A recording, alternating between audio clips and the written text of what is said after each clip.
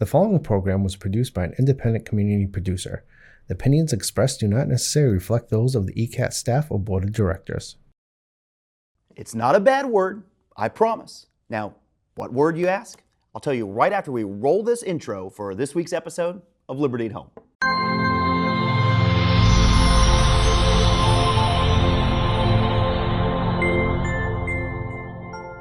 Well, hello there. What a surprise to see you.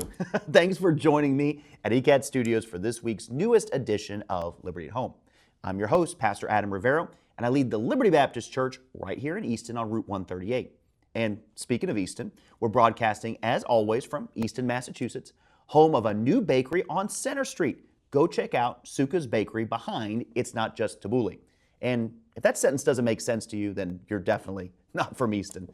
Today, we're going to read about just one verse as we talk about one word, one single word that strikes abject fear in the hearts of many.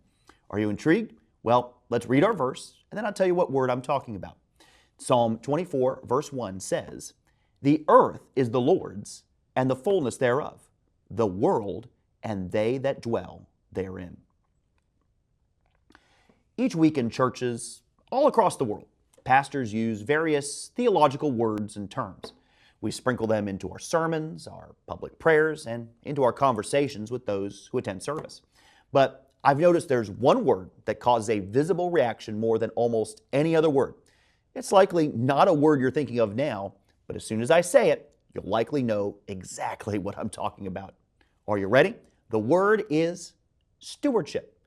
Just say the word stewardship, and folks gasp as men quickly hide their wallets and women clutch their purses. Okay, that's a slight exaggeration. However, stewardship usually involves thoughts of building programs, capital campaigns, and annual budgets. Stewardship makes people think of a thermometer prominently placed in the sanctuary of the church to aid in tracking the financial progress of a special project. Yes, people can get very nervous when the pastor begins talking about stewardship. Now, I'm not a marketing guru, but if I was to make a slogan for the word stewardship, I think it would be this: stewardship, it's a lot more than money. You see, our view of stewardship is often so narrow that all we consider is our finances. However, God's view of stewardship is much further reaching than our own. What is stewardship then? Well, it's when someone cares for something on behalf of another. Remember Psalm 24, verse 1? It lays out the foundation of stewardship when it says, "The earth is the Lord's, and the fullness thereof, the world and they that dwell therein." All that is in this world, including the possessions we believe are ours, are really things entrusted to us by God. We must care for all things the Lord has given us, which means we must be stewards in every area of our life. You see, stewardship really is a lot more than money. The Bible is full of examples of things we must be stewards of. For instance, 1 Corinthians chapter 4, verse 1 tells us we are to be stewards of the mysteries of God, which is the gospel message.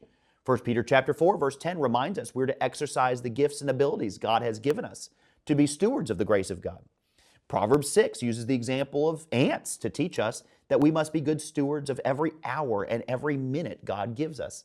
These verses and countless other passages remind us that stewardship is a full-time occupation. What does it all mean?